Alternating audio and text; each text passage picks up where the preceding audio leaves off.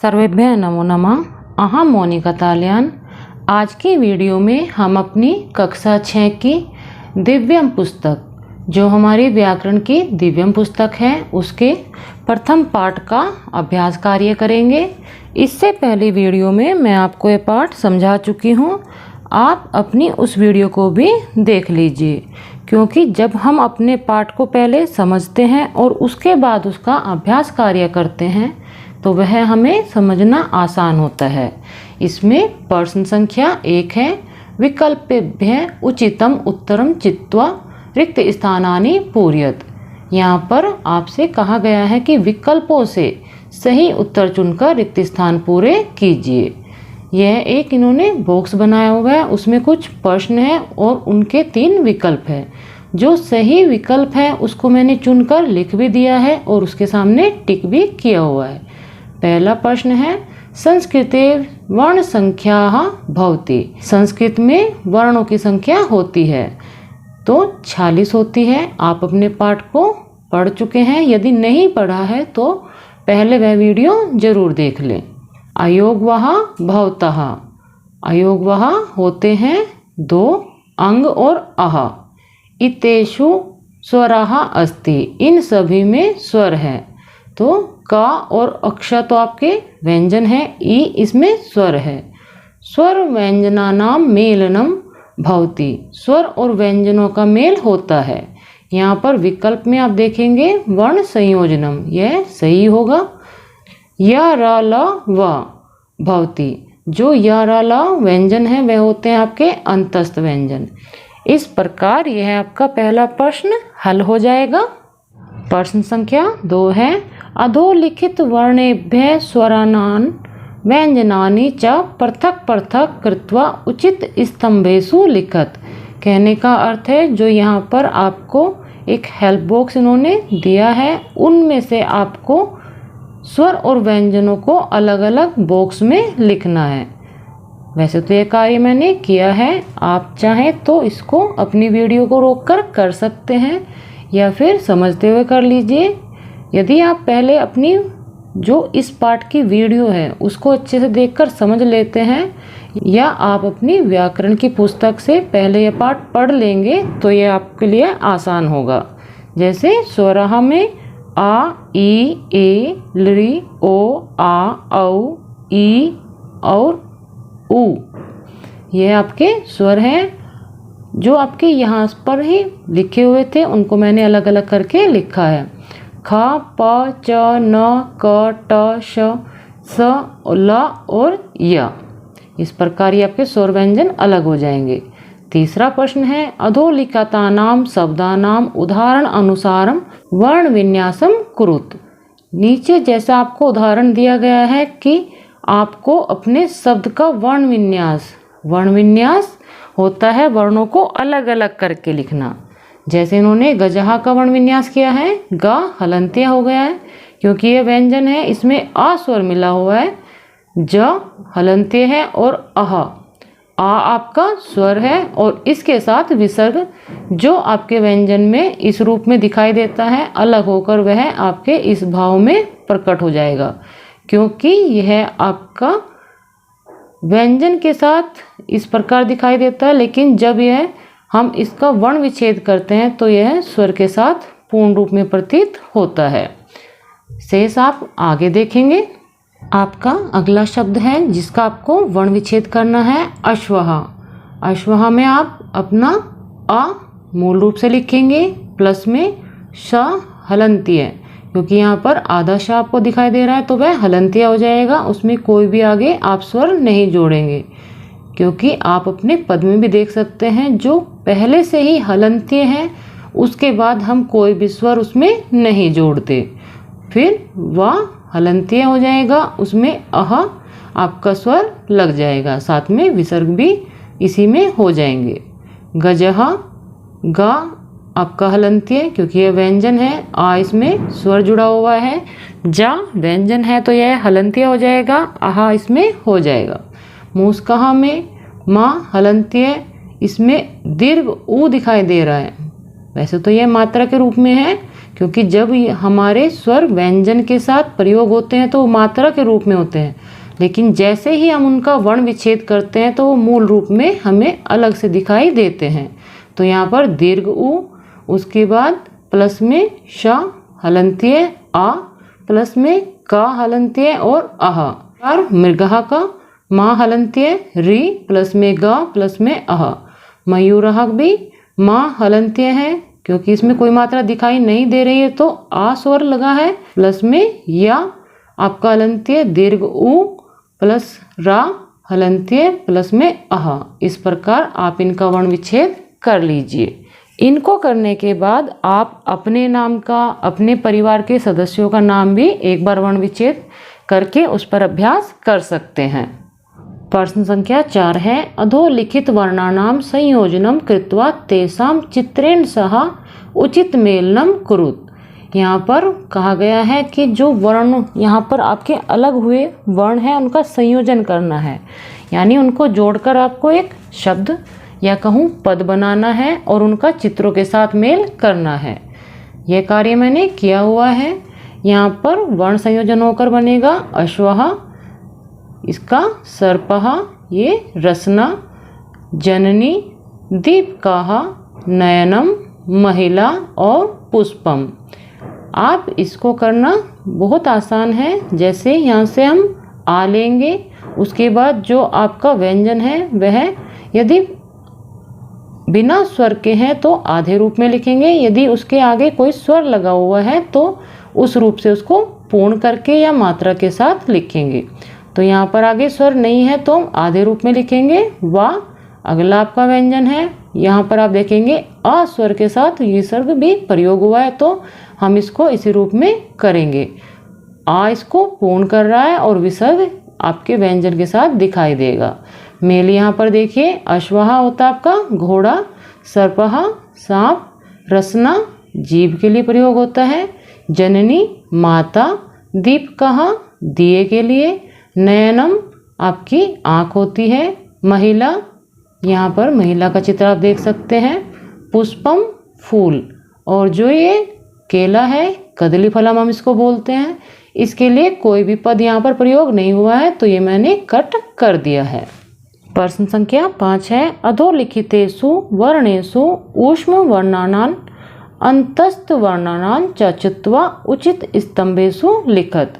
यहाँ पर बताया गया है कि जो ये आपका एक मंजूषा, इन्होंने जो आपको ये हेल्प बॉक्स मिलता है, इसको संस्कृत में मंजूषा भी कहते हैं, इनमें से आपको अपने ऊष्म वर्णों को और अंतस्थ वर्णों को चुनकर अलग अलग करना था। वैसे तो ये कार्य कर चुकी हूँ, फिर भी आप देख लीजिए, श, स और हा, तीनों ही शकार और हा आपके ऊष्म वर्ण होते हैं और अंतस्थ में य, र, ल और व। इस प्रकार आप अपने ऊष्म और अंतस्थ इन वर्णों का ज्ञान प्राप्त करेंगे। इसी पाठ में क्रियाकलाप, आपका कुछ क्रियाकलाप दिया हुआ है जिसको हम एक्टिविटीज़ कहते हैं। वैसे तो यह कार्य आपको स्वयं करना था, क्योंकि आप अपना पाठ समझकर कितना अपने पाठ के बारे में जाने या कितना आपने उसको समझा, यह आपको स्वयं ही अनुभव करना होता है। लेकिन बहुत सारे बच्चे कहते हैं कि मैम ये हमसे नहीं हो रहा है, तो इसके लिए मैं क्रियाकलाप आपका करा देती हूँ। यदि आपकी शिक्षक या शिक्षिका इससे भिन्न कोई भी आपके शब्द प्रयोग करती हैं या आप स्वयं भी इनसे अलग कोई अपना शब्द प्रयोग करना चाहते हैं तो आप उसके लिए स्वतंत्र हैं। इससे अलग भी आप अपना क्रियाकलाप में कार्य कर सकते हैं। यह सभी मेरे अनुसार है, तो आप देख लीजिए। इसमें कहा है, भवन्तः प्रातःकाले प्रातरांसे यत् यत् भक्ष्यन्ति पिबन्ति च तत् वर्ण विन्यास रूपेण लिखन्तु। कहने का अर्थ है, जो आप सुबह नाश्ते में यानी सुबह के खाने में जो आप खाना खाते हैं, खाने के रूप में प्रयोग करते हैं, उनको आपको वर्ण विन्यास के रूप में लिखना है। उदाहरण के रूप में इन्होंने दिया है दुग्धम। दुग्धम का इन्होंने वर्ण विन्यास किया है, द हलंत्य है क्योंकि यह व्यंजन है, इसमें ऊ स्वर है, ग आपका हलंत्य है, ध क्योंकि यह आप देखेंगे आधे रूप में है तो यहाँ पर कोई भी स्वर बाद में प्रयोग नहीं हुआ है, सीधा आपका धा व्यंजन प्रयोग हुआ है। धा में आ स्वर है तो यह है पूर्ण रूप से है, उसके बाद हलंतीय माँ है, तो इस प्रकार यह हो जाएगा आपका दुग्धम। आप सुबह नाश्ते में दूध का प्रयोग करते हैं, उससे अलग फलम यानी फल, जलम जल का, दधी जो आपकी दही होती है उसको संस्कृत में दधी बोलते हैं, रोटी का रोटी, और नवनीतम यानी जो मक्खन होता है, घी होता है, इनका ही आप अधिक नाश्ते में प्रयोग करते हैं। इससे अलग जो भी आप अपने नाश्ते में प्रयोग करते होंगे वो आप स्वयं भी लिख सकते हैं। प्रश्न संख्या 2 है, चित्राणि दृष्ट्वा तेषाम अधः नामानि लिखत। चित्रों को देखकर नीचे उनके नाम लिखिए। यहाँ पर पुष्पम यानी फूल, पर्णम पत्ता, इसको हम पत्रम भी लिखते हैं लेकिन पर्णम इसका शुद्ध रूप है। वृक्षः पेड़, कमलम कमल का फूल, उपवनम बागीचा, शुकः तोता, चटका चिड़िया, आम्रम आम, हस्तः हाथ, पादः पैर।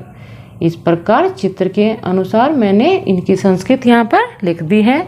आप इनको लिखिए भी और याद भी करिए। प्रश्न संख्या 3 है, भवद्भिः ह्यः क्रीड़ा क्षेत्रे किम किम विशेषम कृतम्।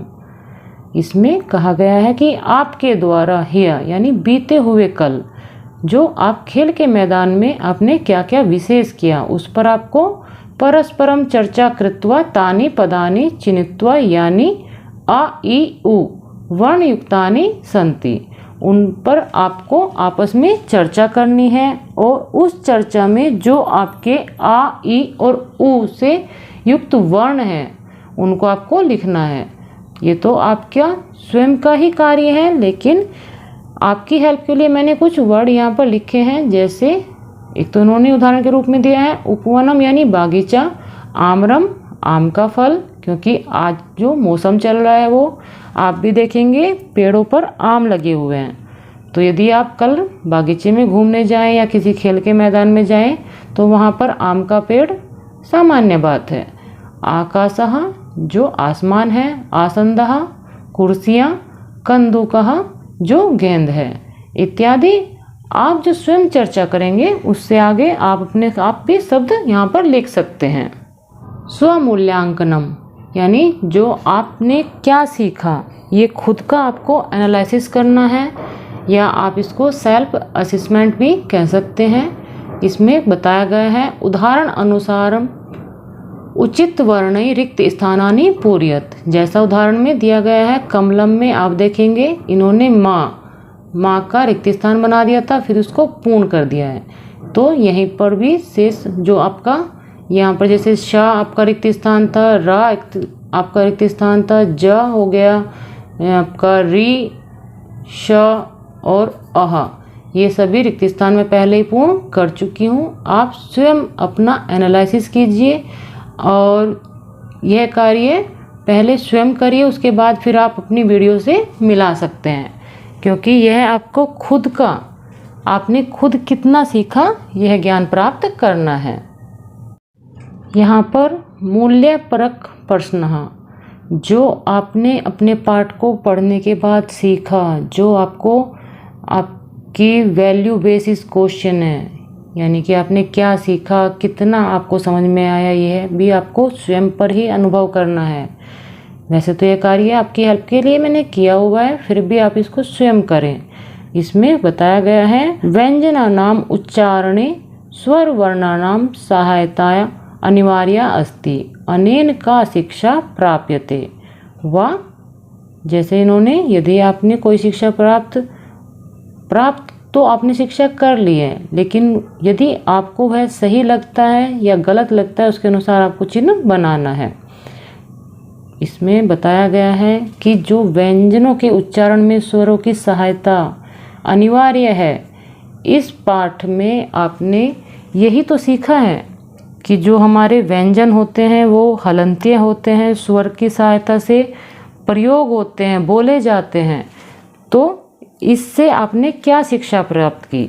यहाँ पर आपको 3 वाक्य दिए गए हैं। वह वाक्य गलत है तो आप गलत का निशान लगाएंगे, सही है तो सही का चिन्ह उसमें प्रदर्शित करेंगे। जैसे परस्परम सहायताम कुर्वन्तु, आपस में सहायता करते हैं। बिल्कुल सही है। सहायता मानवीय गुणः अस्ति, जो सहायता का भाव है या गुण है वह मानवीय गुण है, तो यह भी सही है। परस्परम सहयोगेन कार्यम न भवति, आपस में सहयोग करने से कार्य नहीं होता, तो यह वाक्य गलत है। तो इसके सामने मैंने भी क्रॉस किया हुआ है, आप भी इसमें गलत का ही चिन्ह लगाएंगे। इस प्रकार आपका अभ्यास कार्य, क्रियाकलाप, स्वमूल्यांकन और जो आपके मूल्यपरक प्रश्न थे वे सभी इस वीडियो में पूर्ण होते हैं। इसी के साथ आपका पहला पाठ समाप्त होता है। मिलते हैं अगली वीडियो में अगले पाठ के साथ। सर्वेभ्यः नमो नमः।